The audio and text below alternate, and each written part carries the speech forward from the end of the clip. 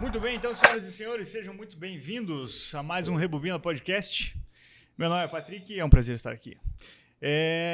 Antes de mais nada, como sempre, agradecer aos nossos patrocinadores. Obrigado, Flagra Shop, por essa casa, por nos receber sempre. E muito obrigado também à Loja Design por sempre dar o nosso apoio aqui. Tá certo? Então, hoje, nós temos aqui uma figura pública e uma honra muito grande estar recebendo o senhor. Deputado Coronel Armando, seja muito bem-vindo. Bom dia, Patrick, bom dia os ouvintes, aqueles que estão acompanhando o programa. Uma satisfação para mim estar aqui em Mafra, nesse dia bem caloroso, e estar participando desse programa contigo aqui. Caloroso entre aspas. Certo. Muito obrigado, então. Coronel, até vamos começar esse bate-papo aqui, conversando, para a gente saber de onde que o senhor vem. Das suas origens, tá? Aqui o clima é bem frio. Eu queria ver do senhor aí, de onde que o senhor vem, né? E se já está acostumado com algum tipo de frio assim, igual aqui no Planalto Norte Catarinense. Bom, olha, eu nasci no Rio de Janeiro, nasci em Resende, no Rio de Janeiro.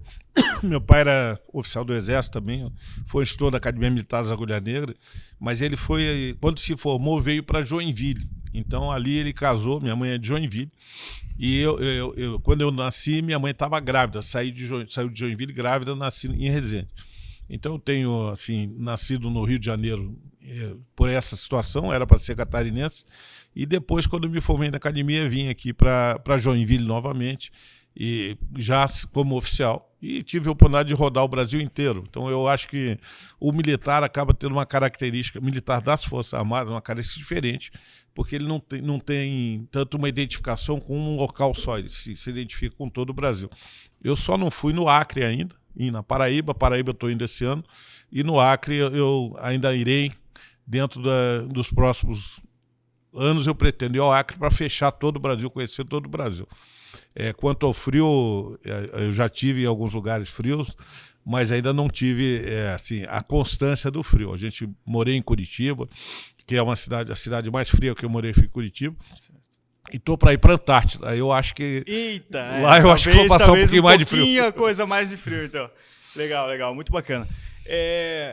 Coronel, antes da gente ir pro assunto da política, tá? Uhum. Eu gostaria de saber do senhor. Seu pai era militar, né? Seu Sim. pai era general. Meu pai foi né? general do Exército. Exatamente. Eu queria saber do senhor assim, vamos dizer assim, duas perguntas.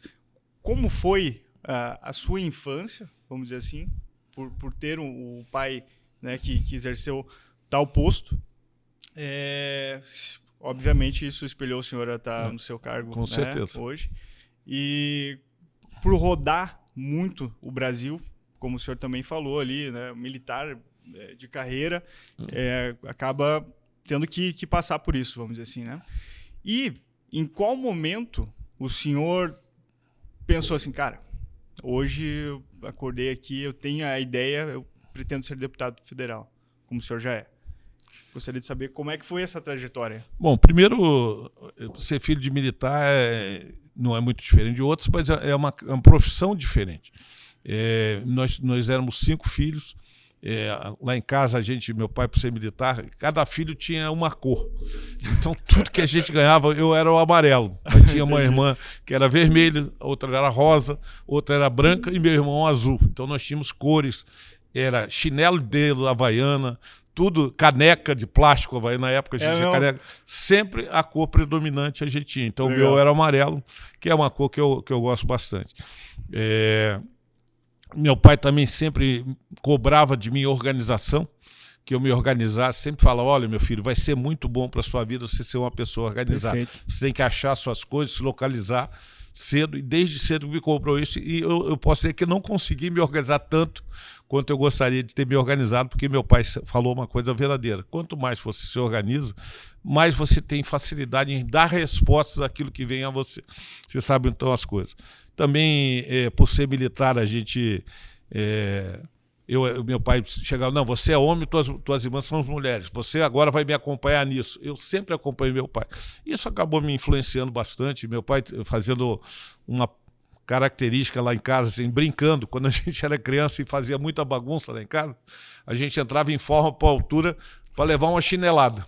E eu era sempre o mais alto da casa, era o primeiro a levar, mas isso nunca me trouxe problema, mas sempre foi assim, pelo uma característica. Talvez, né? Não, pelo contrário mesmo. Foi uma característica da gente conhecer o que é ordem, o que é disciplina. Não me trouxe nenhum trauma, mas é diferente. Vamos entrar em forma por altura aí, vem. E era eu na frente e minhas irmãs depois. Então isso foi importante para mim. Eu me espelhei, eu não conheço, meu pai chegou a general, mas eu me lembro do meu pai mais como capitão. Primeira época que eu lembro dele capitão. Ficou bastante tempo no... 9 anos de capitão meu pai ficou, e é o tempo que eu comecei a tomar consciência da carreira dele. Meu pai teve em 64, era capitão, serviu em Curitiba, participou da Revolução. Depois meu pai serviu de 1969 a 75 em Brasília. Lá ele foi do Conselho de Segurança Nacional, foi da presidência, então trabalhou por 11 anos, trabalhou com o Médici, com o Geisel, com o Figueiredo. E a gente acompanhou Brasília naquele período, que Brasília estava com apenas 9 anos, então uma cidade que não estava construída. Vi tudo que o regime militar fez para esse país, a organização da infraestrutura. Meu pai participou, como ele era formado em economia, participou do Tratado de Itaipu, da construção de Itaipu, da usina nuclear de Angra dos Reis, na área da Amazônia. Então eu pude acompanhar muito do que foi feito pelo regime militar através do meu pai. Em relação à minha entrada no colégio, na vida militar, a influência do meu pai, eu fui para o Colégio Militar de Belo Horizonte, fui interno 2 anos no Colégio Militar de Belo Horizonte, e de lá eu adquiri média para ir para todas as escolas militares, mas eu fiz a opção de ir para o Exército, para a Academia Militar das Agulhas Negras. Colégio Militar estudei com o Braga Neto, que vai ser hoje candidato a vice-presidente, que é o ministro da Defesa, é amigo meu, nós fomos atletas juntos. Então eu estudei com o Braga Neto. Esse meu colégio militar é um colégio que era muito bom. Paulo Guedes também foi aluno do Colégio Militar de Belo Horizonte, então um ensino muito, muito bom, organizado, com uma estrutura, e é o que a gente fala de escolas cívico-militares hoje em dia. Eu sei que Mafra está querendo e Rio Negro quer uma escola cívico-militar, já fizeram um pedido, a gente está tentando que seja inserido a escola cívico-militar para a gente levar alguns valores para a escola que a gente hoje, nem todas elas mantêm esses valores. Então, depois que eu ingressei na AMAN, eu passei 4 anos, me formei e fui para Joinville, terra da minha mãe, e lá acabei me casando e fiz minha carreira por lá. 3 anos até eu ir fazer a Escola de Educação Física do Exército. Eu fui atleta de basquete, joguei com o Oscar quando era criança, é um orgulho para mim dizer que eu joguei com o Oscar. Eu joguei com ele, ou ele jogou comigo, mas quando éramos crianças. Sim. Então eu joguei com o Oscar, fui da equipe do Exército de Basquete, fiz o curso de Educação Física 1 ano depois do Bolsonaro. Então eu fui atleta da AMAN com o Bolsonaro, conheço ele há 46 anos, o Jair Bolsonaro, fomos amigos. Votei no Bolsonaro em 1990, primeira eleição dele a deputado federal, servia no Rio de Janeiro, votei no Bolsonaro e fui fazendo a minha carreira. Bolsonaro ficou na política e eu fiquei dentro das Forças Armadas, que é natural. Até eu ir para a reserva, e aí na reserva eu atuei, quando eu fui para a reserva, eu atuei na área de segurança privada, fui diretor de empresa de segurança privada, fiz curso na Espanha de segurança, trabalhei nessa área em várias empresas em São Paulo e em Santa Catarina. Depois dei aula em pós, eu tenho muitas formações universitárias, eu sou formado em educação física. Desculpa até interromper o senhor, mas uma coisa, eu até comentei com o senhor um pouquinho antes da gente começar, que eu faço um breve olho por cima, já digo assim, né, um pouco das referências justamente para a gente esclarecer todas as dúvidas aqui como um bate-papo normal. Né? E o que me chamou a atenção foi o currículo do senhor. O que, inclusive até que o senhor vai comentar agora, o senhor é advogado, formado em administração, fez mais curso da Espanha. Eu acho que vai um tempo até o senhor até conseguir falar do seu currículo aí. Primeiro, eu sempre gostei de estudar. E no colégio militar eu estudava com medo de ser reprovado. Não, eu tenho que estudar muito para não ser reprovado. Colégio muito forte, rígido. E na minha época, ser reprovado era quase ter um bullying. Pô, o cara foi reprovado. Se chamava muito. Hoje isso é uma coisa mais natural. Mas eu tenho 65 anos, na época eu estudava no ginásio e depois no científico, o cara que era reprovado, todo mundo sabia quem era o cara que era reprovado. Eu disse, nunca quer. Então eu estudava, que poucos exames eu fiz na minha vida. E gosto de estudar. Fui para a AMAN, fui bem classificado. Depois eu fiz curso de Educação Física em uma faculdade do Exército. Tive a oportunidade de fazer Direito também, me formei na Unisul, em Tubarão, mas comecei em Joinville. Fiz Administração Pública na UFSC. Hoje eu faço História EAD, mesmo como deputado eu consigo, de uma certa forma, estar fazendo um curso de História, que eu sempre gostei de História. Tive a oportunidade de fazer pós, eu fiz pós em Gestão de Recursos Humanos, pós em Docência no Ensino Superior, na área de Educação, fiz pós em Segurança Pública, fiz pós em Política e Estratégia pelo Exército, dei aula, eu tenho o MBA em Gestão e Estratégia de Segurança Empresarial, além da Segurança Pública. Sou auditor líder da BVQI, e sempre estive estudando e gosto muito de estudar. Eu acho que incentivo as pessoas a estudarem para que seja sempre... E agora com o EAD, com essa oportunidade do EAD, você tem e pelos recursos tecnológicos, tem a oportunidade de estudar muito. Fiz cursos também em área de defesa civil, até em identificação de rodovias, toda a sinalização de rodovia. Sempre que eu vejo um curso, acho interessante, vou e faço. Fiz até curso de astronomia. Lá no Observatório Nacional, fiz curso de astronomia. Bacana, legal. Assim, Coronel, eu acho que independente de qual a posição que o eleitor tem hoje, se é de esquerda, se é de direita, se vota em tal partido, se não vota em tal partido, eu acho que é uma opinião, por ser um fato, de que é muito bom ter um deputado com todos esses requisitos hoje, com tudo que o senhor tem. Né? Então, assim, eu queria saber do senhor também. O senhor já é deputado federal hoje, eleito por Santa Catarina, né? Se o senhor, nesses 4 anos, né, que foi o tempo que o senhor está ainda no poder, entre aspas, o senhor conseguiu êxito em tudo que o senhor quis fazer até aqui, né? E sim, o senhor é candidato à próxima eleição agora. Se tem alguma continuação do que o senhor ainda não terminou, que eu imagino que sim. Mas eu gostaria que o senhor falasse um pouco sobre isso. E aproveitando também, a gente estava conversando ali um pouquinho antes, que eu até ia te fazer essa pergunta, porque eu acho que é uma dúvida muito grande hoje no Brasil. Parece que é besteira, mas não é. Do que um deputado federal faz? Do que um deputado estadual faz?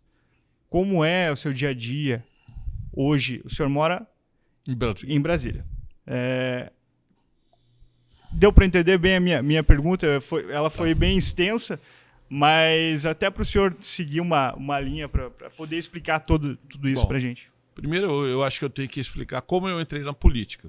Eu acho que, de repente, um militar que tem a carreira voltada para a segurança nacional, rodando o Brasil inteiro, por que ele vai para a política? Nós, militares, normalmente nos afastamos da política. Mas com a chegada do Bolsonaro e a possibilidade dele ser presidente, nós queríamos dar força ao Bolsonaro. Eu comandei um quartel no interior do Ceará, em Crateús. Lá eu vi uma realidade diferente da nossa aqui. A distribuição de água. A água é um item essencial para a nossa vida e falta água no Nordeste. Então existe uma operação chamada Operação Pipa, que é a distribuição de água nas cidades que estão em estado de calamidade. Eu coordenei a distribuição em 51 municípios do Piauí e do Ceará. É uma operação que entra o Ministério da Defesa, com suas unidades militares, seja do Exército, da Marinha e tal. E também entra o antigo Ministério de Integração Nacional, que se chama Desenvolvimento Regional hoje.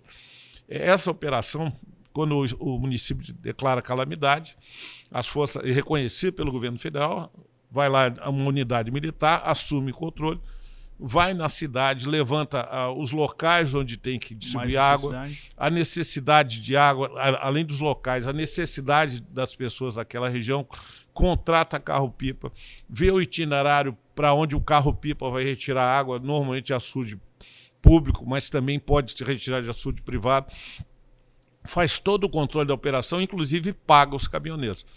E os dados que nós começamos a fazer qualquer planejamento são retirados das prefeituras. As prefeituras nos dizem, tem que entregar água em tais lugares. Tinha cidade lá no Ceará e também no Piauí, onde a gente recebia o dado na prefeitura, mas especificamente do Ceará. Aí chega uma pessoa, depois que nós estamos distribuindo água há 3 meses, diz, olha, não estou recebendo água, a gente está tendo que comprar água em carro-pipa porque não está no programa de vocês. E aí eu fui verificar isso com a minha equipe, chegamos na cidade, voltamos à prefeitura, mando as informações de onde tem que entregar água. Veio novamente a informação e a região que o pessoal estava pedindo não estava recebendo. Nós fomos verificar, então vamos ver outro dado. Tem junta eleitoral nesse local? Tem. Vamos ver lá o resultado das eleições ali. Aquela região que não recebia água não votava no prefeito. E o prefeito não manda entregar água.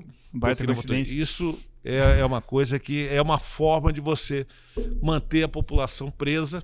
E o Bolsonaro, ao levar água agora para o Nordeste, pela transposição, pela construção de poços, nós estamos libertando a população. Quando você fala de água, para nós é abrir a torneira e deixa pelo ralo. Essas pessoas, quando a gente distribui água no Nordeste, tem que ter uma cisterna de 25 mil litros. Nessa cisterna, a gente despeja, coloca água, carro-pipa, um líder local recebe, confere, e as pessoas vão pegar em balde, em torno de 20 litros por pessoa por dia. Quando você pensa em 20 litros, é para tudo. Então, é para você tomar banho, escovar o dente, fazer a sua higiene pessoal, beber, se alimentar, lavar a louça e depois ainda mandar água, com o que sobrar, para a plantação e para os animais. Você vê a dificuldade. Então, as pessoas do Nordeste, muitas delas pegam o balde d'água, vão tomar banho, põem uma bacia embaixo, escovam o dente primeiro, a água cai, depois toma banho, aquela água não escorre pelo ralo, ela fica na bacia, o pessoal reaproveita aquela água ou para dar para animal, ou para jogar na plantação. Outra parte da água vai para cozinhar, você vai lavar, preparar a sua comida, depois você usa para lavar louça, parte dela ainda.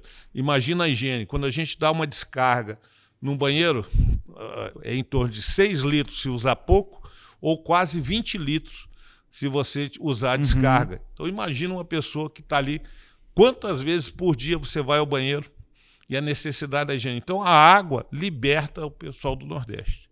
Quem não tem água, a gente do Sul aqui está acostumado a abrir a torneira e deixar ir embora. Exato. Para ele é uma outra realidade. Então eu fiz essa distribuição, sei a importância e sei como que a pessoa que não entrega água paga pelo governo federal para manter o voto. Eu vi também segurança das eleições de 2002, eu fui fazer segurança das eleições no interior do Piauí, eu vi compra de voto, pessoas comprando voto, denunciei, e o voto era comprado por 1 litro de leite. A gente aprendeu uma máquina, fizemos uma denúncia, e era 1 litro de leite. A gente perguntava na fila, mas rapaz, por que você está dando teu voto assim? Porque a pessoa é muito boa, depois ele vai me dar 1 litro de leite. Pensa bem, o que é um voto? É outra realidade, né? E agora nós vamos ter esse poder. O poder não é de quem dá o litro de leite, é daquele que vota. E a gente agora tem que fazer esse poder valer. Exatamente. Então foi por isso que eu fui. A tua pergunta eu tenho que responder de uma forma mais longa. Sim, não, tranquilo. Mas foi por isso que eu fui. Aqui para isso.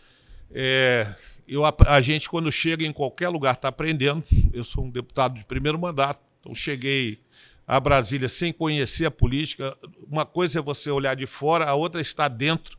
A realidade é outra. Nós somos 513 deputados, mas nem todos os deputados têm a mesma força. Cada um de nós é um soldado, a partir do que você é promovido. Então eu fui convidado pelo presidente Bolsonaro para ser vice-líder do governo na Câmara. Assim que eu cheguei lá, fui convidado, é um posto que tem um certo destaque, é vice-líder do governo na Câmara. A gente aí passa a interagir com os líderes dos partidos, ver as pautas e defender as pautas do governo. E eu lembro que o presidente falou comigo quando eu cheguei, coronel, eu vou mandar 3 pautas imediatas para o Congresso. Eu vou querer retirar os radares, lembra que ele falava de retirar os radares, eu vou querer dobrar o ponto das carteiras de motorista e vou facilitar a venda de armas. E ele enviou 3 medidas provisórias. Isso chega no Congresso, não basta ele querer. Ele precisa que tenha gente lá que apoie e que faça andar. Há uma dificuldade muito grande. O presidente só tinha, na época, o PSL, um partido ao qual ele se filiou, que não tinha história, eu também me filiei ali. E aí, então, não era um partido organizado, como são os partidos tradicionais. Partidos de esquerda são muito organizados, têm sempre o mesmo discurso. O PSL não tinha discurso e não tinha a mesma formação. Então, nós apanhamos um pouco no Congresso por não ter isso. Agora, o presidente mudou para o PL. Com isso, ele pegou um partido estruturado, tem hoje uma boa base parlamentar, mas mesmo assim é difícil aprovar. Nosso Congresso tem mais de 30 partidos dentro da Câmara. Imagina o que é negociar com 30 partidos, 7 de esquerda, e no Senado tem 15 partidos, mais de 15. Então, fica difícil você aprovar as coisas sem conversar. E por isso que a gente anda devagar. Fora isso, é um outro aprendizado, a gente vê poder executivo, legislativo e judiciário. O poder legislativo em Brasília é diferente do poder legislativo aqui do município de Mafra, ou de Rio Negro, ou de qualquer município, ou mesmo da Assembleia Legislativa. Aqui nós só temos uma Câmara. Ou quando você aprova na Câmara de Vereadores qualquer coisa, dali para frente vai andar e anda com velocidade. Já lá em Brasília, você tem que aprovar na Câmara, mandar o material aprovado para o Senado, que faz quase uma revisão e que pode sentar em cima. Então, por exemplo, a redução do ICMS dos combustíveis, nós tínhamos aprovado na Câmara em setembro do ano passado. Foi para o Senado sentou em cima, não permitia se discutir esse assunto, recorrendo até o STF, porque poderia beneficiar o presidente Bolsonaro. Não é porque vai ser bom ou ruim para a população. Pode beneficiar politicamente o presidente, o cara trabalha contra. Então, essa é uma das coisas que é um aprendizado nosso. Quem foi eleito tem que trabalhar a favor da população e não contra quem está no poder. Mas isso acontece muito, é uma dificuldade nossa isso. A imprensa, não a nossa aqui, mas a grande imprensa, ela não informa a população direito, ela desinforma. Então, nós temos uma dificuldade muito grande. Então, essa é uma das ações que nós tínhamos. Revisão da tabela do imposto de renda, está sentado no Senado em cima, não deixa rever. E outras medidas tantas que o governo vem fazendo para que possa melhorar a população. E a gente, infelizmente, encontra muita reação.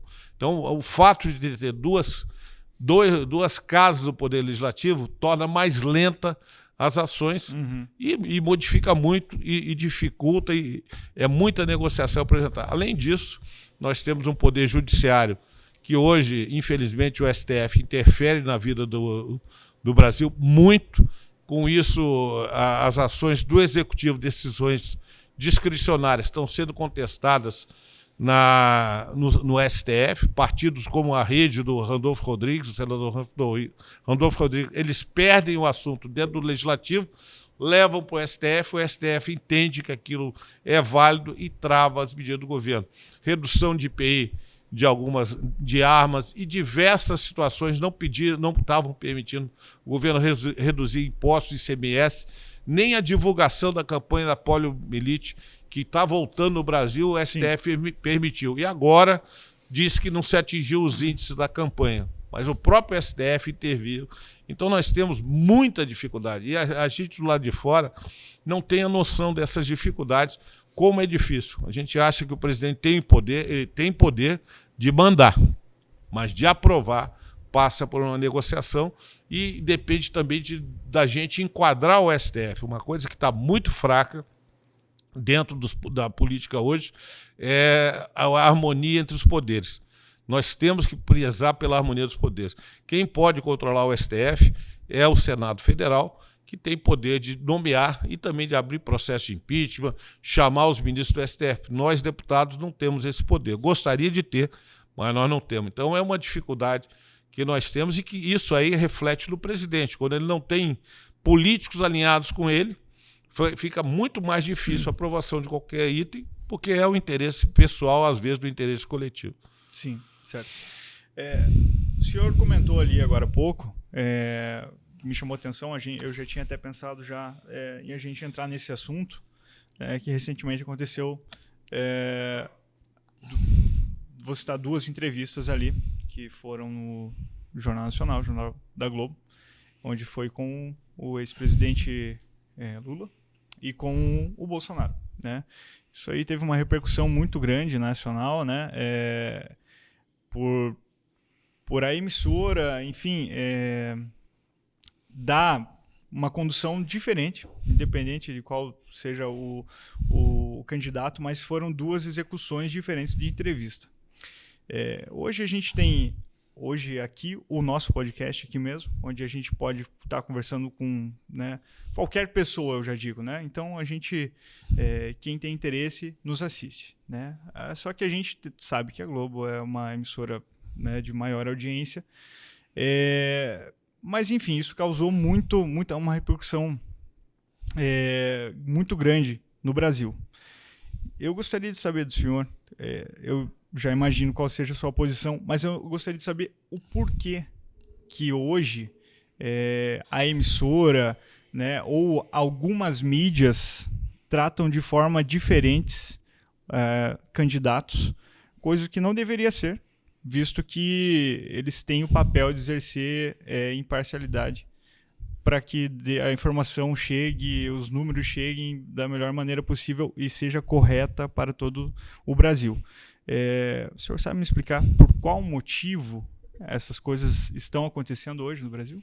Bom, primeiro você falou algo que é muito importante que a gente fale. O presidente Bolsonaro, quando venceu a eleição, já começou a ter uma oposição muito grande da imprensa, principalmente da grande imprensa, não só o Grupo Globo, mas o UOL, Folha de São Paulo, Estadão, os jornais de grande circulação, aqueles que influenciavam a população, encontraram pelo presidente que venceu a Globo, porque o Bolsonaro não era o candidato que eles queriam. Porque ele até comentou que ele venceu pelas mídias sociais. Pelas mídias sociais, isso foi uma revolução na comunicação com o eleitor. Sim. Mas ele também não investia em propagandas. A Rede Globo vivia muitos anos com dinheiro de propaganda pública e isso sustentava. O presidente também fez com que os profissionais da Globo deixassem de ser contratados como pessoa jurídica e como pessoa física, pagando mais imposto. Então ele trouxe a Globo para uma situação normal junto às outras e não tratou ela de forma diferente. Com isso, é óbvio que os jornalistas... houve uma reação desde o início do governo contrário ao governo Bolsonaro. Nunca há uma notícia positiva em relação ao governo Bolsonaro. São 4 anos de muitas conquistas. A gente viu as conquistas, o PIX, a água no Ceará, redução de normas, a construção de obras que o Tarcísio conduziu e que a Globo não divulga. Sim. E quando nós enfrentamos desde o início a tragédia do Brumadinho, desmoronamento da represa do Brumadinho, depois tivemos a pandemia ao longo do governo Bolsonaro, agora uma guerra entre a Rússia e a Ucrânia, são fatores que tiram a normalidade de um ano normal. E com isso dificultam o governo que tem que enfrentar mais dificuldades. No momento que o Brasil passou por tudo isso e a nossa economia se recupera, porque o presidente sempre disse, vamos tratar da pandemia, mas também não vamos descuidar da economia. A Globo dizia, fique em casa, a economia a gente vê depois. Nessa entrevista você falou, vergonhosamente, aquela jornalista Renata Vasconcelos mentiu para todo o Brasil. A gente fica em casa, aí ela botou vírgula, se puder. Nunca foi isso que a Globo falou. E ela tenta agora, descaradamente, naquela entrevista, mentir. O presidente não teve a oportunidade de mostrar tudo que foi feito. Ele foi atacado pelo William Bonner. Então a dupla de lá tratou realmente diferente, porque o presidente é visto como um inimigo. Por que ele é visto como inimigo? Porque ele está mudando o Brasil. Ele está trabalhando pelo país e não por interesses de determinados grupos. Ele trabalha pelo país. E com isso há uma grande reação. Então a entrevista do Lula, que é um ex-presidiário, não foi inocentado, ele só foi transferido o julgamento dele, com isso voltou. Ele continua respondendo ao processo pelo sítio de Atibaia, pelo apartamento, por aquelas palestras que ele cobrava R$200 mil. Nunca se viu o Lula fazer uma palestra, nem naquela época, nem agora, e aquele dinheiro, o patrimônio dele que aumentou, e a imprensa trata o Lula como se fosse um santo. E ele até disse que não existe ninguém mais honesto que eu no Brasil. Não sei como, nem Jesus é tão honesto. Não sei como que a gente pode ouvir essas mentiras e não criticar. E os jornalistas da Globo não criticam. A única empresa hoje da imprensa que faz críticas a isso é a Rádio Jovem Pan, a TV Jovem Pan. Todas as demais estão coniventes e querendo de volta o Lula, porque com ele vai vir a corrupção e vai jorrar dinheiro para a imprensa de novo. Então o Bolsonaro faz um governo muito sério, comprometido com o futuro do país. Nós temos que entender isso. Estamos aqui uma luta muito grande, podem ter certeza. Quando a nossa economia, nós estamos há 2 meses como deflação, a imprensa fala a economia despiorou. Quem procurar no dicionário, essa palavra não existia. Até agora, a Globo quer a forma dela fazer. Então, há uma reação muito grande. Os debates têm mostrado isso. O Lula não tem respostas para dar. Estão tornando o Ciro Gomes uma pessoa muito equilibrada. Ele é um desequilibrado. Basta ver vídeos anteriores. Então, a internet ela não perdoa. O que tem é esconder. E o STF tem também trabalhado muito contra o país. Infelizmente, os ministros do STF, não o STF em si, mas os ministros que estão lá têm tomado decisões que prejudicam o equilíbrio e a harmonia entre os poderes. Nós estamos tendo interferência direta. O artigo 53 da Constituição Federal, que dá a proteção para que a gente possa ter opiniões, tá? Liberdade de opiniões, ele não está sendo respeitado. Foi o caso do Daniel Silveira, que foi preso por opiniões. Agora, o caso dos nossos 8 empresários, Luciano Hang, entre eles, Morongo, aqui de Santa Catarina, estavam numa rede privada comentando. Sim. Houve uma invasão, a reclamação foi do Randolfo Rodrigues, e o Alexandre de Moraes mandou, além de tirar as mídias sociais, fechar a conta bancária. Quer dizer, são coisas que levam a ver a interferência de um Estado ditatorial sobre a nossa economia. Então, nós estamos perdendo a nossa liberdade. Falando em liberdade, nós estamos chegando na nossa independência. Eu queria falar sobre ela, se você fizer alguma pergunta depois. Sim. Bom, nós estamos aqui há poucos dias do bicentenário da independência do Brasil. Dia 7, daqui a 3 dias, nós vamos estar tendo o bicentenário da independência. As pessoas não estão vendo a importância dessa data. Nós estamos comentando outros assuntos, mas a independência é a hora que o país se liberta de Portugal ou qualquer um se liberta de um domínio. E isso tem que ser construído ao longo dos anos. Nós estamos há 200 anos construindo um país.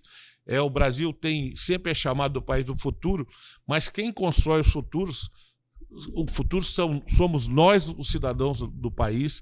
É o governo que facilita que o país possa crescer. Nós temos que fazer reformas, temos que buscar a justiça social, tem que ajudar o país a crescer. E, infelizmente, nós ainda não atingimos na sua plenitude isso, mas estamos correndo o risco de perder a nossa independência se em 2 de outubro a esquerda voltar e vencer o país. Vejam as declarações do Lula, o que vai acontecer com esse país. Vejam o que está acontecendo nos países de fora. Vejam no Chile, vejam na Colômbia, vejam a Argentina, vejam a Venezuela, países que têm uma estrutura. O Chile era o país mais desenvolvido agora, já está ali atacando as igrejas, retirando armas carabineiras. Na Colômbia agora venceu um presidente terrorista. Terrorista é sinônimo de assassino. Quando a gente fala de terrorismo, você fala de assassinatos.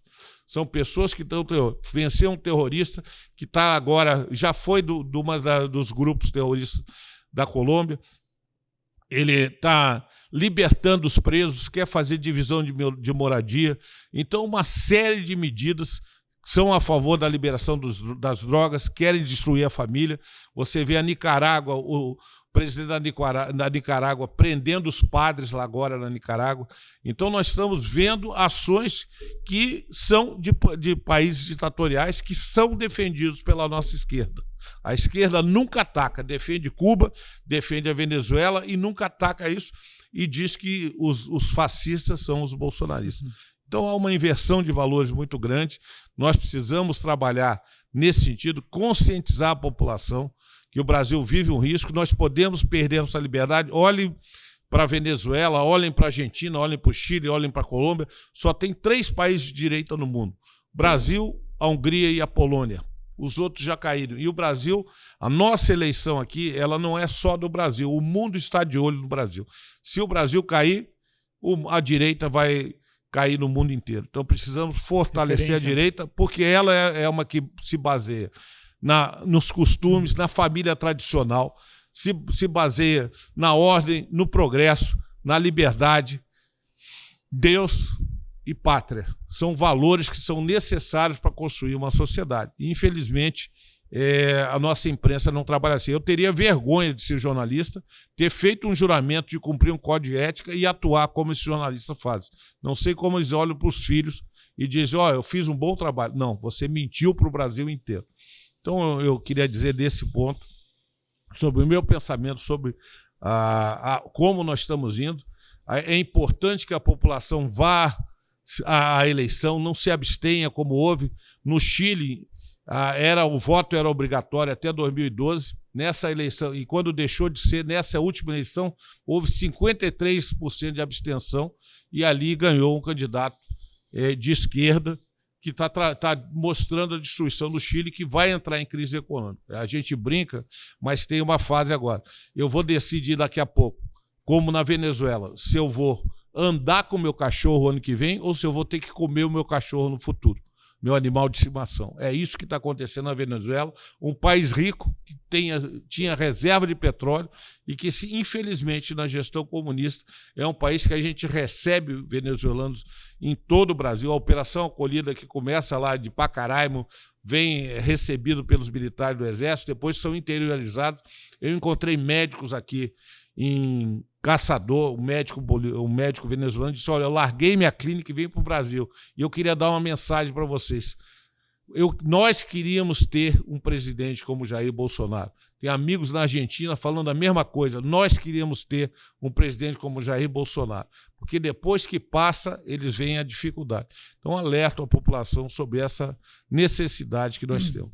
Aqui na nossa cidade, aqui também em Mafra e Rio Negro, aqui, né, que são cidades vizinhas aqui, a gente também tem bastante pessoas que vieram da Venezuela, que trabalham em vários lugares aqui também, e a gente acaba tendo um contato também imediato, assim, né, de perguntar como é que era e tudo mais, e realmente a coisa é bem complicada mesmo.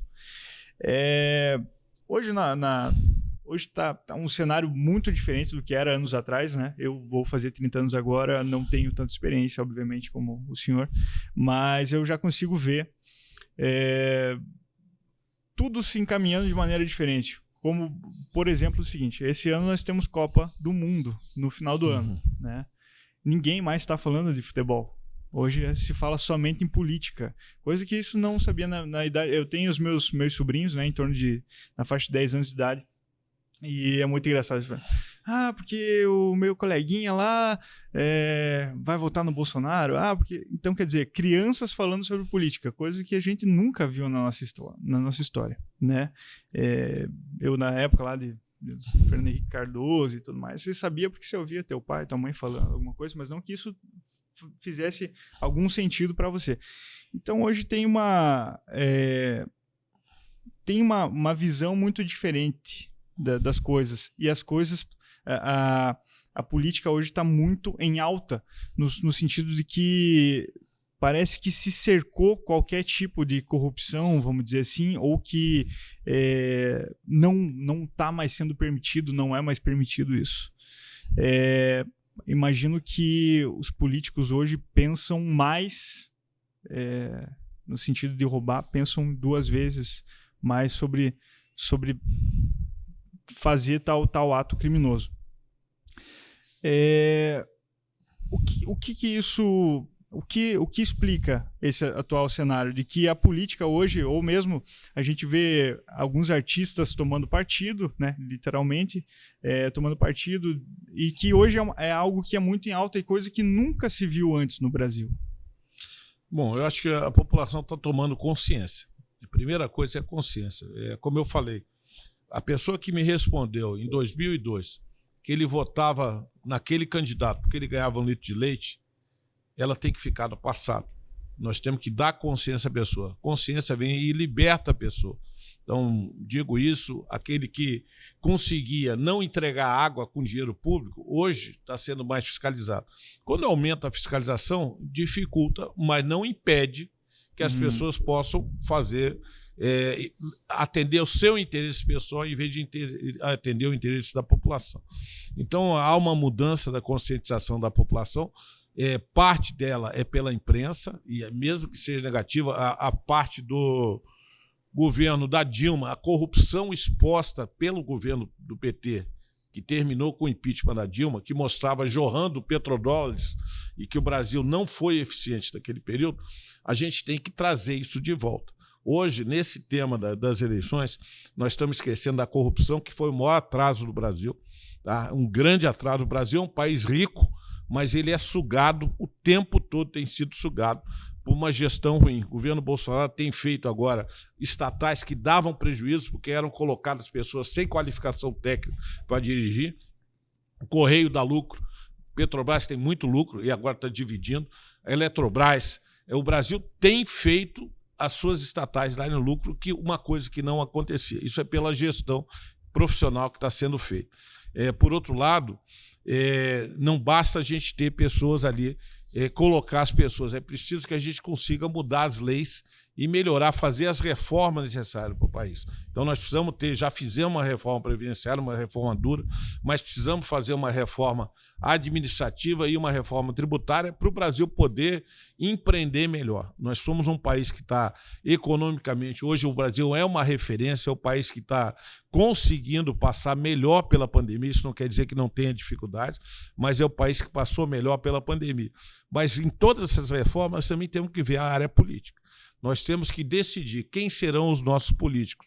E aí eu falo, hoje a mudança da legislação, ela trouxe um excesso de candidatos. Aqui em Santa Catarina, nós somos 313 candidatos a deputados federais para 16 vagas e 612 candidatos a deputados estaduais. Isso é muita gente. E a população sabe quem é o seu candidato a presidente, sabe quem é seu candidato ao governo, sabe quem votou no Senado, porque é uma eleição majoritária. Mas nem sempre sabem quem ela vota para deputado federal ou estadual, porque ela não conhece e se divide no voto majoritário, no voto no voto proporcional, proporcionalidade.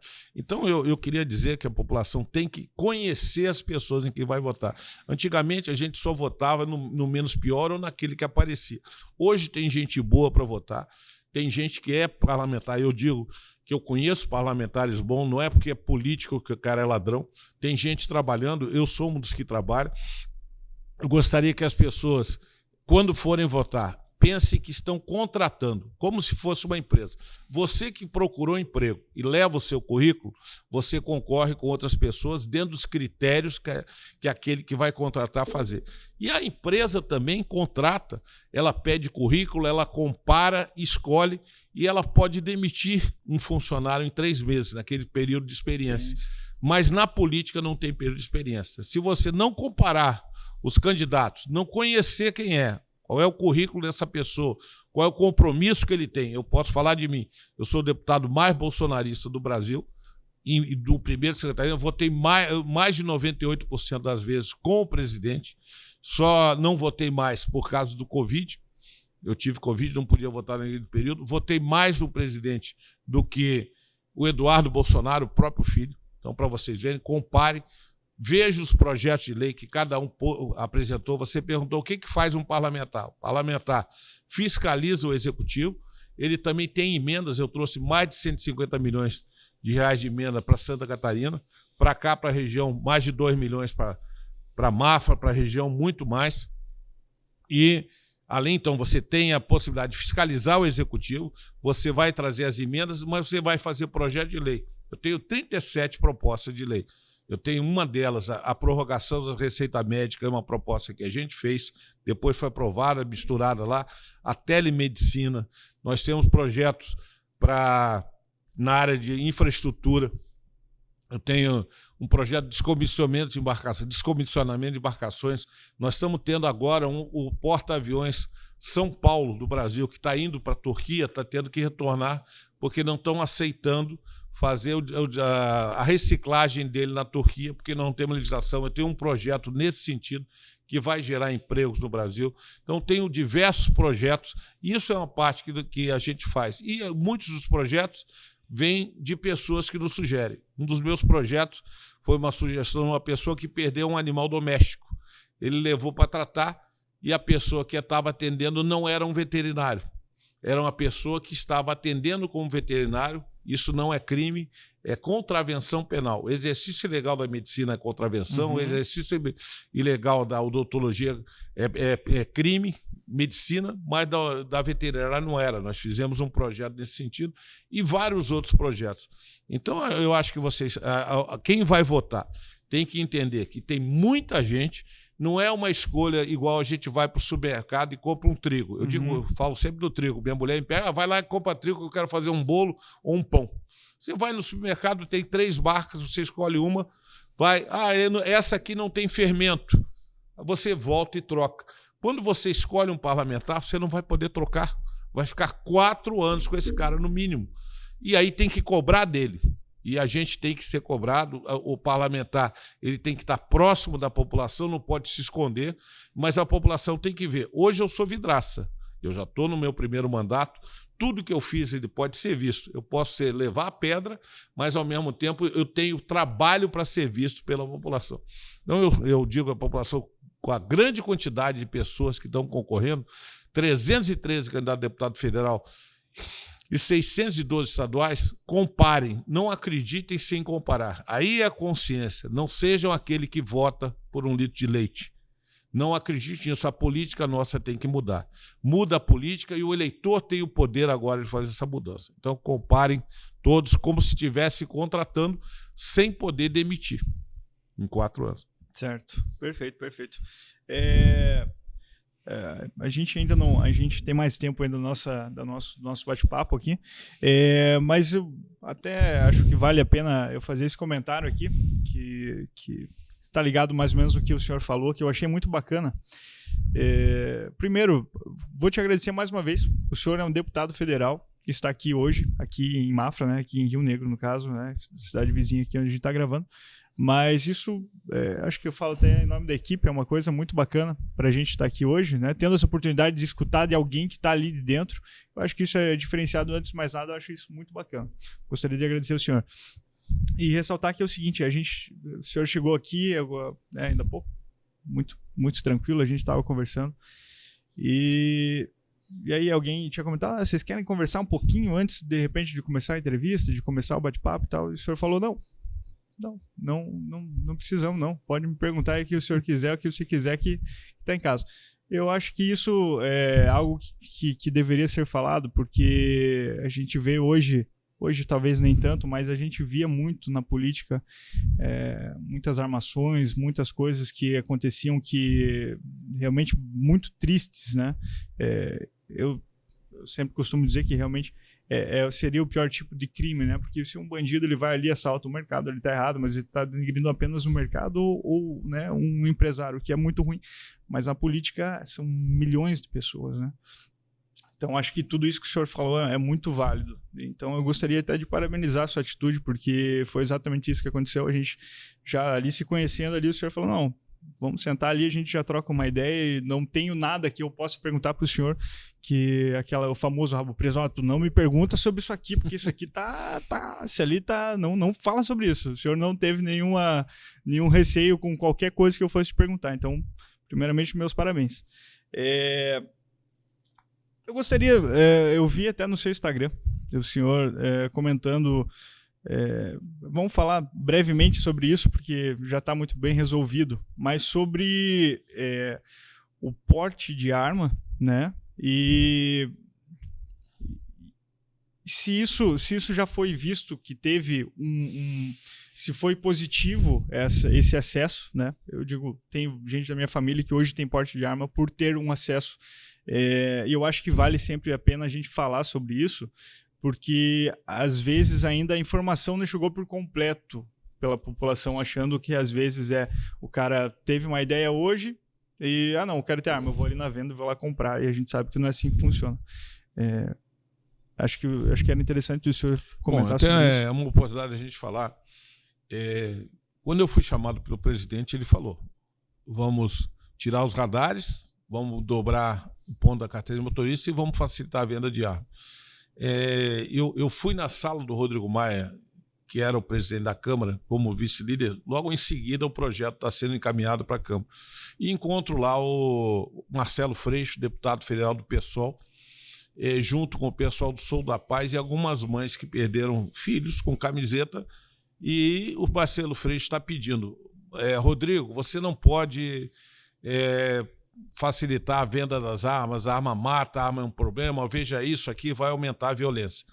O primeiro debate que eu participei na Câmara foi com o deputado Patrus Ananias, de Minas Gerais. E nós estávamos falando exatamente de um tema, que é o desarmamento. Até você é muito novo, mas antigamente você ia numa loja com a Mesbla, que era uma loja que não existe mais, ia lá e comprava uma arma, registrava tal, e comprava a sua arma. Teria que ter poste depois, mas a compra ali era mais facilitada. A violência no Brasil era menor. Hoje, os índices de violência diminuíram no Brasil. Mesmo tendo aumento das vendas de armas, hoje diminuíram os índices de violência. Então, isso vai contra o discurso da esquerda de que a arma mata. Quem mata é o cidadão que usa a arma, não a coisa. Eu posso aqui, num bar, quebrar uma garrafa e te matar com o vidro no pescoço. Sim. Não foi a garrafa que te matou. Fui eu que peguei uma garrafa, quebrei e te matei. Coisa mais comum de você ver em briga de bar, quebrar a garrafa e ir para cima. A arma é um equipamento que a gente tem, mas quem define a arma é a pessoa, o que vai usar. A venda de arma no Brasil é feita dentro de um processo muito rigoroso. Você ou tem que ser CAC, colecionador, atirador ou caçador, ou tem que ter uma necessidade de segurança para ter arma, é um cadastro, é investigar a sua vida. Então, é feito todo um processo. As armas que matam, normalmente, estão na mão de bandidos. São armas que não vieram de venda regular. Elas vêm de contrabando. São armas... Hoje, no Rio de Janeiro, nas favelas do Rio de Janeiro, nós temos 50 mil traficantes, pode anotar o dado e verificar, todos armados, com fuzis de alta periculosidade e alto impacto. Você vê a metralhadora .50, que é uma arma antiaérea atirando em helicóptero no Rio de Janeiro. Você vê o cara com granada, com lança-rojão, armas das Forças Armadas que não foram roubadas das Forças Armadas, uma outra sim, mas são trazidas por contrabando. E essas armas não foram vendidas. Então, a maior parte dos problemas da violência não são as armas, e nem é a polícia que mata as pessoas de forma indiscriminada, como a esquerda quer falar. A polícia tem procedimento operacional padrão. Ela atira dentro de normas de segurança. Toda vez que alguém morre no conflito na favela, se diz que é o tiro do policial, sendo que o único que faz controle é o policial. O bandido, ele atira a esmo, ele abre, assim parece um filme, ele dispara rajada, sem nenhuma preocupação de rajada. O policial não, o policial tem técnica para fazer isso. E a imprensa, ela sempre trata isso, a grande imprensa, o suspeito.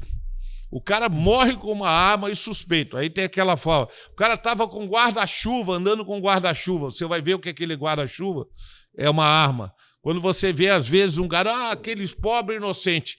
Você vê o cara entregando pizza, mas embaixo da foto não está mostrado igual a foto. Você vê ali um cara com uma arma. Então, infelizmente, a nossa imprensa, grande imprensa, trabalha para desvalorizar as forças policiais. E com isso, ela criminaliza o fato de ter arma. Quem vai num clube de tiro, vai família num clube de tiro. Eu tive ontem no clube de tiro. Vão famílias, vai pai, mãe, criança, atira. É um esporte aquilo ali. Não é usado para outra coisa. As pessoas são cadastradas, têm regularidade.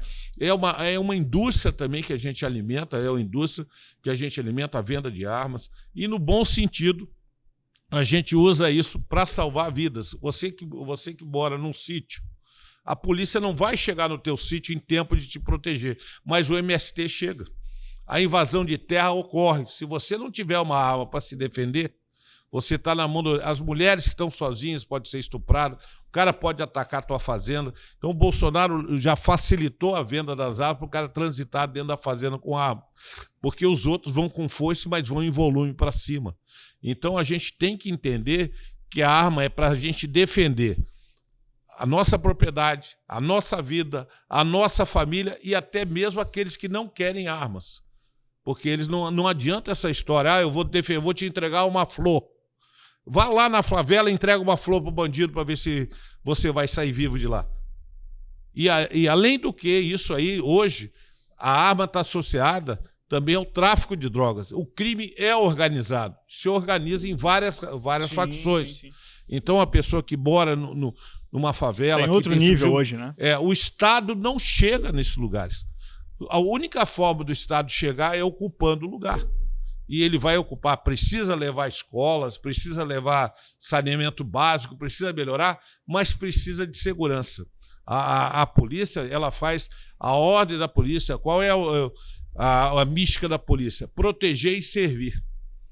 Assim como as Forças Armadas dizem defender a pátria com o sacrifício da própria vida, a polícia também faz isso. Mas a imprensa não fala quando morre um policial.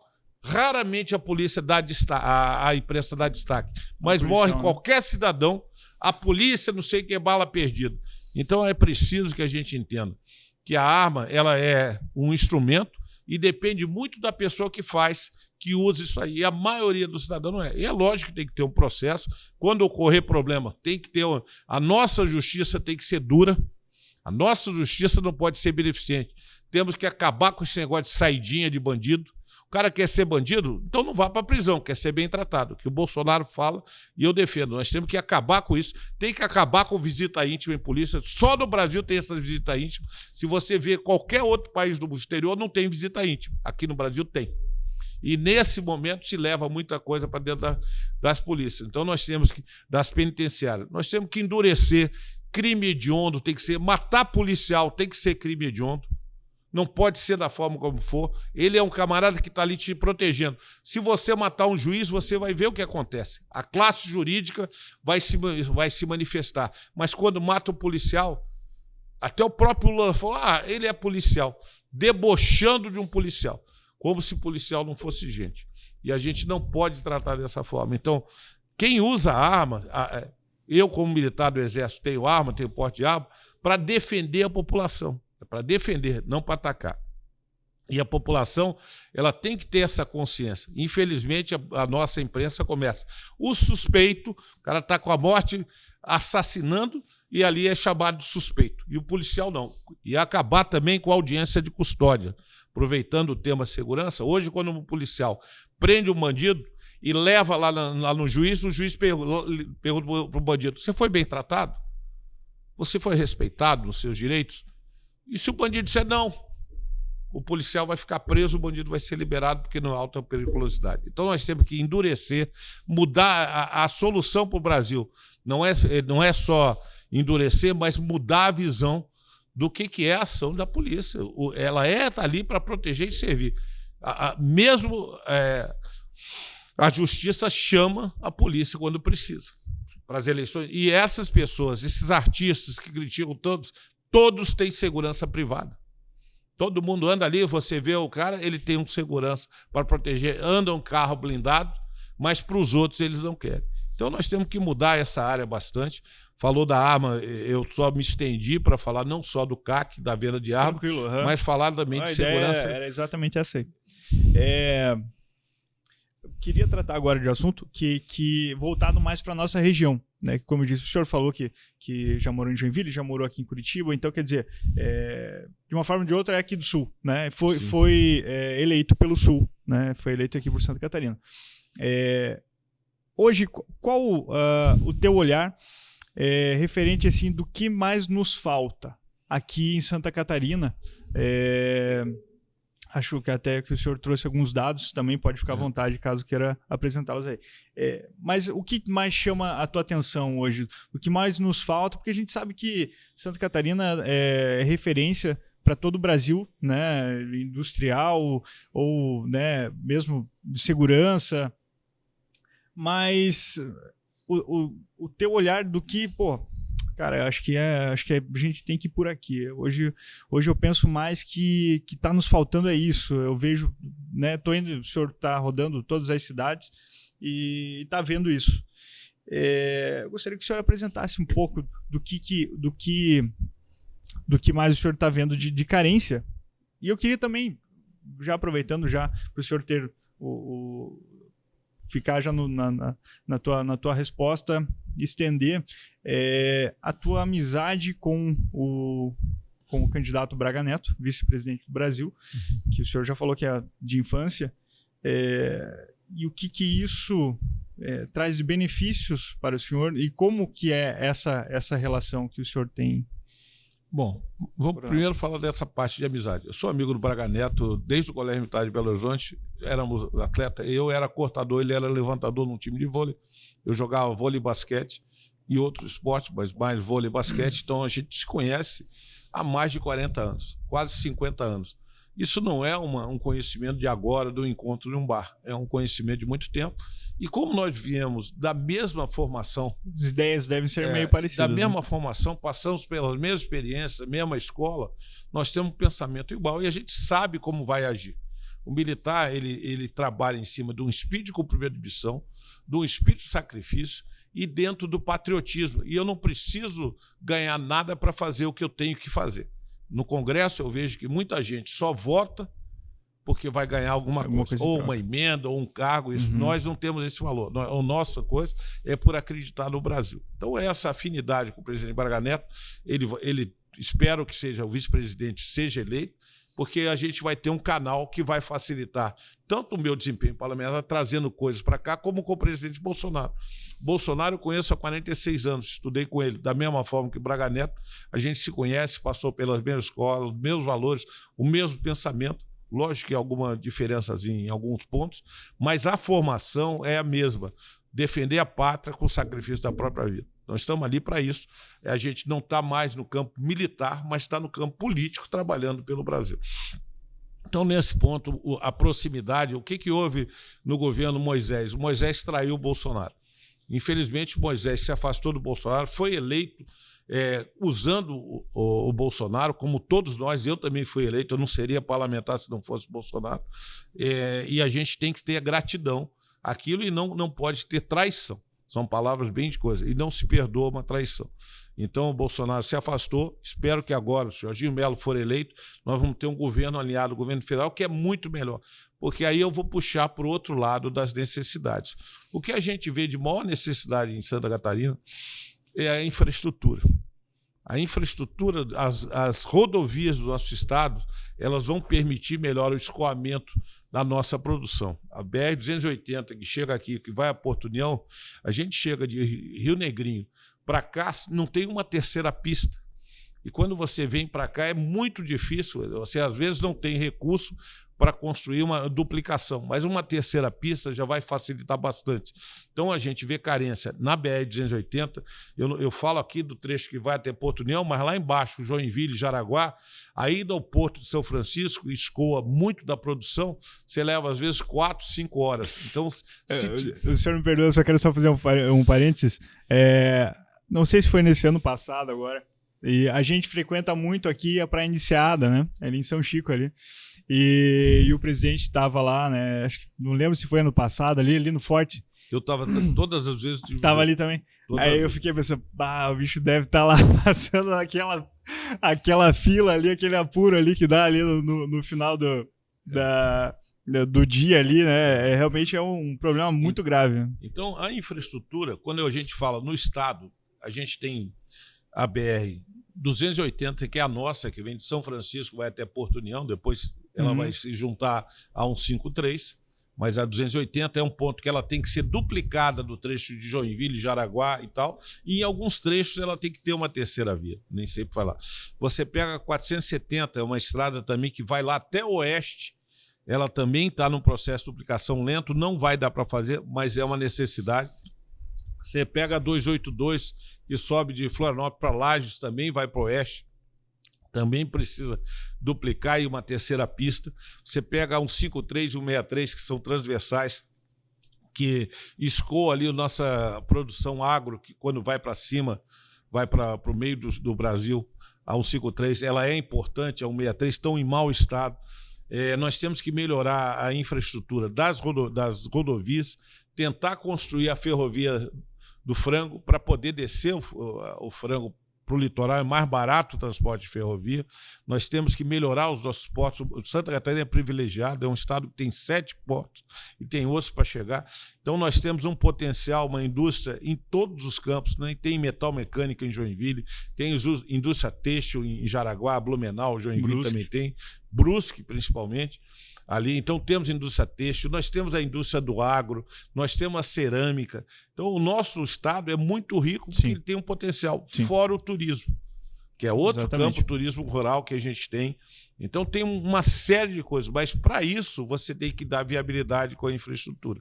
Nós somos um estado que você falou da segurança e é uma verdade, nós temos um estado que tem o turismo, nós somos um estado que tem suas carências. Santa Catarina é o 5º estado que mais arrecada no Brasil e é o 22º que recebe em retorno. De cada R$100 que nós mandamos para Brasília, voltam 19. Então, o resto desses recursos é distribuído para outros estados do Brasil. Então, nós temos que fazer uma reforma do Pacto Federativo de forma que seja menos Brasília e mais Santa Catarina. Nós temos que trabalhar por Santa Catarina. Esses estados aí até assustam um pouco. Né? E isso acontece há muito tempo. Não só eu, mas todos os parlamentares do estado têm que trabalhar por isso. A rodovia, para nós, eu falo também, não só no escoamento de produção, mas salvar a vida. Meu pai morreu num acidente da BR-101. Há 30 anos atrás, meu pai se acidentou 10 de outubro, era próximo de um feriado, descendo de Curitiba para Santa Catarina. Ele se acidentou, um caminhão veio por trás e atingiu meu pai ficou 30 dias em coma e morreu. E a gente sabe o que é perder um parente na estrada. Eu vi notícias hoje, tinha um acidente agora em Mafra, essa semana aqui, a gente viu várias pessoas morrendo. Então a gente perde muitos parentes pela condição também da rodovia.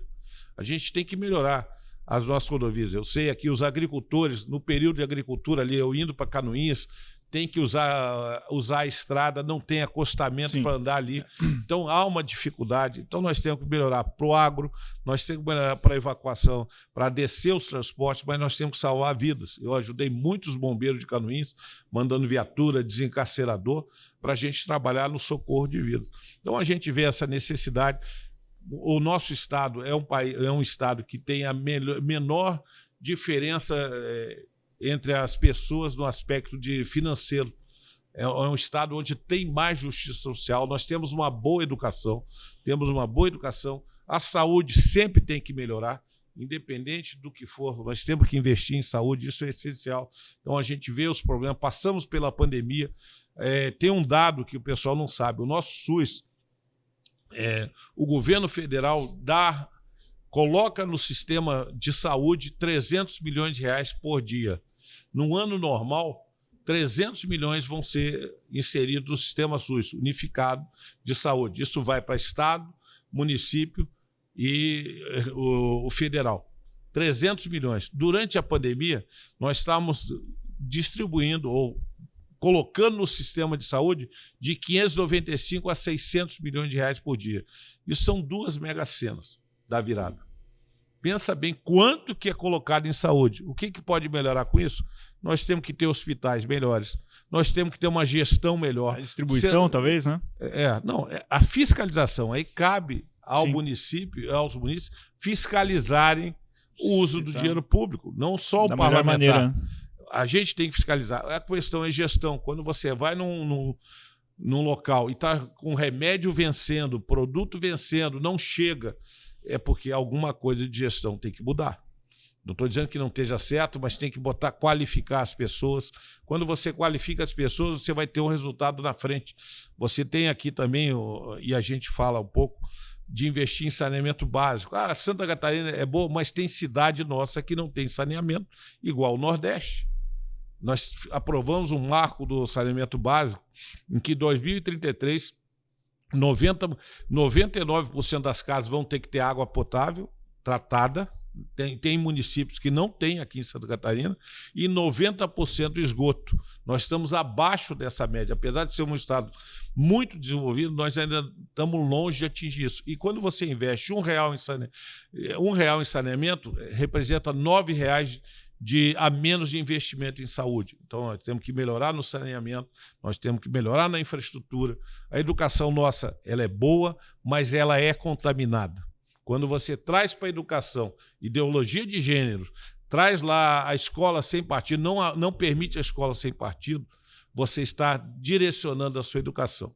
Nossas teses, quando você investe mais na universidade e menos na educação básica, você não está trazendo retorno. Você vê ali, infelizmente, você vê nas universidades as teses de mestrado lá, você vê áreas que não tem nada a ver de produtivo para a população. Você vê um professor e dá aula nu no meio de uma universidade. Se um de nós andar nu na cidade, nós vamos ser presos por tentar a pudor. Numa universidade, vai um professor lá, vai dar aula nu, e o pessoal acha normal isso. Então, isso aí não é normal. Normal é a gente usar roupa, nós estamos na sociedade. Ou então separa e vai para outro ambiente, de nudismo. Mas um cara vir nu, andar ali. Agora nós queremos que os banheiros da escola seja comum. Eu tenho uma filha, entra um cara que se sente mulher, vai no banheiro com a minha filha, e eu vou achar normal isso? Nós não podemos aceitar essas transformações que estão tendo. Então, nós temos que mudar um pouquinho, frear essas mudanças, respeitar diferenças, sim, mas frear essas mudanças. Então, eu acho que isso também é um interesse dos catarinenses. Nosso estado é um estado tradicional. Nós somos colonizados, a maior parte da nossa população, por alemães, poloneses, ucranianos, essa região aqui, então, italianos. Somos uma colônia forte que se organizou. E a gente não pode permitir, tem açorianos, mas não pode permitir o que está acontecendo. Nós estamos acabando com a família, nós temos a obrigação de deixar as gerações futuras melhores. No que tange, então, a necessidades, eu falo da infraestrutura, falo da saúde, melhorar um pouco a saúde, precisamos melhorar. Educação, ela é boa, mas pode melhorar, tirar essa parte toda que eu acabei de falar. Segurança, nós vivemos bem, mas temos que ter também o problema nós somos um estado que o que nos envergonha é o crime contra a mulher. A Lei Maria da Penha começou em Santa Catarina. Então nós temos que ter aqui, proteger as mulheres, pensar na infância, ter a inclusão de pessoas. Eu mandei recursos para PAI, mandei para Joinville recursos para fazer um novo núcleo de atendimento de pessoas especiais. Nós temos que ser inclusivos. Eu sei da necessidade das pessoas, temos que trazer essas pessoas, tem que oferecer trabalho, para isso tem que qualificar. A nossa área aqui, agora vamos falar de Mafra aqui, essa região ela foi uma região onde tinha muita madeira, região de Canoinhas, e muita erva. Temos que fazer, além o agro voltar a ser importante e também dar oportunidade de trabalho para todo mundo. Então isso a gente vai conseguir com muito trabalho junto, mas focando nesses resultados. E é importante que a gente possa, queria dizer assim, eu como parlamentar não posso vir aqui só e dizer, olha, está tudo bem ou não está bem. Eu tenho que ser cobrado. Eu tenho que ser cobrado pela população. Vem cá, você foi eleito aí por mim, e mesmo que não seja por você, que não votou em mim, mas eu represento vocês, eu represento Santa Catarina. Então a gente tem que ser cobrado. O parlamentar não pode se esconder. Vou ficar com o número ali do senhor ali depois. Se o senhor for eleito, eu vou mandar. Sabe que não. E aí, deu bom lá? E a gente não se esconde. E lá nós somos uma embaixada de Santa Catarina. Às vezes, Coronel, você é da onde? Eu moro em Joinville.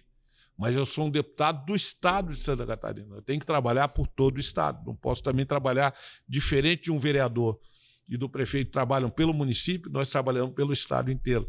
E temos que ser cobrados pelo nosso área. Por isso que eu falo, conheça, compare e depois escolha.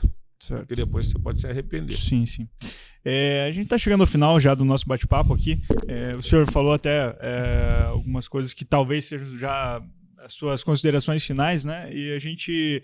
é um programa novo, né? Independente se o senhor é político, é candidato, enfim, qualquer pessoa que vem aqui, a gente sempre vai abrir esse espaço final para suas considerações finais, né? Antes de mais nada, eu agradeço mais uma vez a vinda do senhor aqui, né, por esclarecer algumas coisas para a gente. E tá aberto o microfone aí, caso o senhor tenha mais alguma coisa a dizer, enfim. Tá, bom, tá Patrick, livre. eu queria agradecer a vocês, ao Flagra, reportando o nome do programa, né? Rebobinando? Podcast, o Rebobina Podcast, desculpa. Rebobina Podcast. Sim. Então, a vocês, pela oportunidade de eu participar aqui. Nós estamos aqui, eu vou falar das minhas considerações finais. Temos que lembrar da independência do Brasil. Estamos a 3 dias da independência, é um período onde o Brasil se libertou e nós temos que manter essa liberdade e construir o nosso futuro. Então, eu quero convidar vocês a comparecerem nos locais onde vai ter manifestação do 7 de setembro, venham com o verde e amarelo. Nós temos que preservar as cores do Brasil, nós não podemos permitir que a nossa bandeira fique vermelha. Essa mensagem que eu quero dar. Temos que ir à rua, mostrar que a gente ama esse país e quer que esse país vá para frente. Tem aquela música, esse é um país que vai para frente. Nós temos que ir para frente, mas vai com o trabalho de todos nós. Então, a independência está se aproximando também a eleição, 2 de outubro, primeiro turno, 30 de outubro, segundo turno. Vote com consciência. Você que não quer votar, está reclamando. Se você não votar, alguém vota por você e você vai ser comandado por pessoas ruins. Então, não deixe de votar. Vá votar, mas faça com consciência. É aquilo que eu disse. Conheça, compare, confie e vote. E eu não estou querendo dizer que seja para mim, mas para aquele que gerar confiança em vocês, você vai lá e vota. Então, minha mensagem faz no sentido da responsabilidade. É hora da gente contratar pessoas novas. Se a gente tem desperdício de verba, é por questão de má gestão. Se a gente tem incapacidade, também é gestão. É definir prioridades. E nós temos que ter isso. É a hora da população se manifestar. Então, agradeço a vocês por essa oportunidade. Eu também eu queria aqui destacar meu número, sim. Lógico. Uhum. Eu sou do partido do presidente PL, Bolsonaro, né? do PL. Eu sempre fui com o Bolsonaro. Quando eu ingressei na política, liguei para o presidente mandou, quando eu souber para onde eu vou, você venha. Então, eu entrei no partido dele. Hoje eu sou 22 de presidente, 62 do batalhão de Joinville. Alguns serviram lá em Joinville, alguns de vocês conhecem. Aqueles que passaram pelo quartel sabem a seriedade dos militares quando eles vão trabalhar. E a gente quer continuar fazendo isso por Santa Catarina, pelo Brasil e pelas gerações futuras. Mas isso só vai ser feito se a gente conseguir aliar e ter um presidente comprometido com o Brasil. Aquele que diz Brasil acima de tudo e Deus acima de todos, ele está mostrando o que representa essas duas coisas, o patriotismo e a religião. E é isso que vai sustentar a nossa sociedade. Então, muito obrigado, agradeço a você. Tenham consciência no dia 2 de outubro e vamos comemorar no dia 7 o nosso bicentenário da independência. Muito obrigado. Então tá bom, a gente que agradece mais uma vez, tá? Desejo tudo de bom para o senhor, né? Para sua família. E é isso, mais uma vez, muito obrigado aqui, tá? Vou agradecer também aos nossos patrocinadores mais uma vez, Flagra Shop e Loja Design, por estarem aqui sempre conosco. E é isso, o Rebobina Podcast tá terminando aqui. Muito obrigado por vocês terem nos assistido e até o próximo. Forte abraço a todo mundo aí. Vamos terminar com um brindezinho aqui do Flagra? Pode ser, Coronel? Pode ser. Vamos lá? Bem rápido. Aqui é coisa boa, coisa boa. Valeu. Um abraço, tudo de bom pro senhor, hein?